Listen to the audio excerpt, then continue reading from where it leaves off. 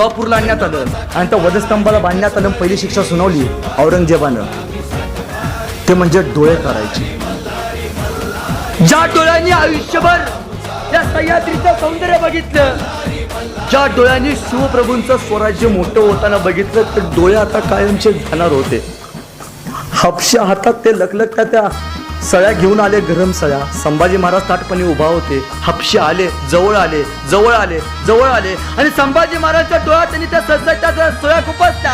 हा छत्रपती आहे. अरे शिवरायांच्या पोटी जन्माला आलेला हा छत्रपती, जिजाऊ मासाहेबांनी संस्कार केलेला हा छत्रपती.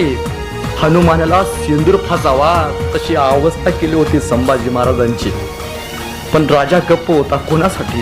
ही माझी तरुण पिढी उद्या अभिमानानं स्वाभिमानानं या महाराष्ट्रात फिरावी. ही माझी तरुण पिढी मान ताट करून जगावी. मी मेल्यानंतर कैक कैक कैक कैक पिढ्या अभिमानानं स्वाभिमानानं मराठ्यांचा संघर्ष या मातीला सांगत राहावेत. केवळ केवळ आपण शिवरायांचे पुत्र आहोत आणि शिवरायांचे पुत्र मेले तरी स्वतःच इमान विकत नाही. केवळ केवळ झुकला असता, वाकला असता तर आयुष्य आरामात जगला असता.